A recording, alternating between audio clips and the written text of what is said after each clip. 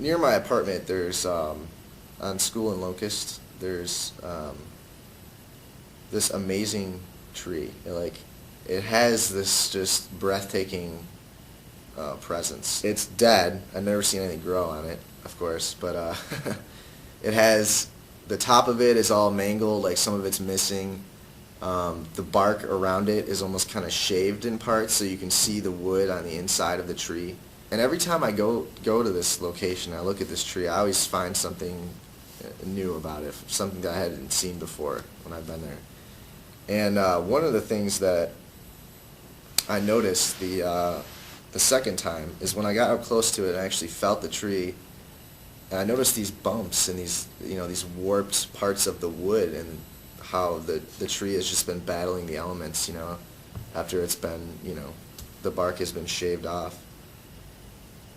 And I really like that experience to just get up to the tree and really get to know what this tree is going through. I also love to look up at this tree. Like when you look straight up at it, and there's this amazing image in front of you that's has these wires coming across the sky, with the tree kind of in between it, behind it, and this organic shape plus these wires just slice up this blue sky, and it's just like this amazing kind of picture. And this condition of this tree on this property is also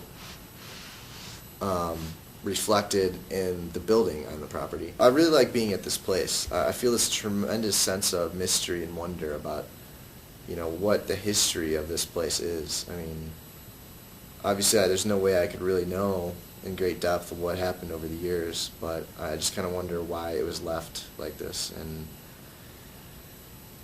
the whole area just gives me this sense of struggle to survive, and I think that's kind of how most of us feel, day to day, just trying to make it through the day and just struggling to, get by at times, and I kind of like that narrative. I like that relationship.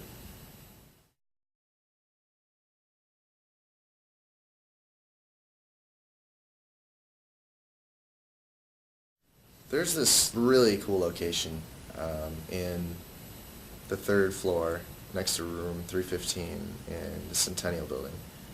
And when you look out the window to the roof of the Center for Visual Arts building, you can't help but notice that there's this broom just laying on the roof.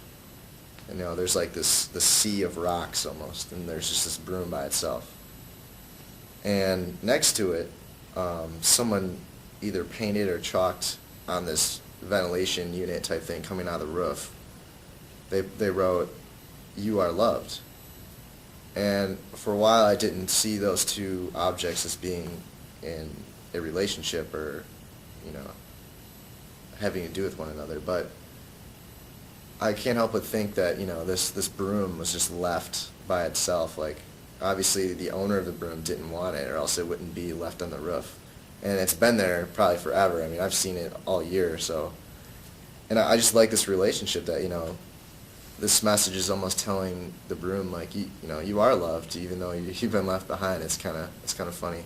I talked to my brother about this, and he mentioned that the broom probably belonged to a student who ran to the quad after the Chicago White Sox beat the Houston Astros in the 2005 World Series, carrying this broom in hand, which signifying their sweep of the World Series. And I just think it's funny. I could just picture the student, after a whole night of celebrating, walking back to his apartment, and before he left the campus, he just took one last toss of the broom and it went on the roof, and that was it. I mean, it probably just sat there forever. He didn't care.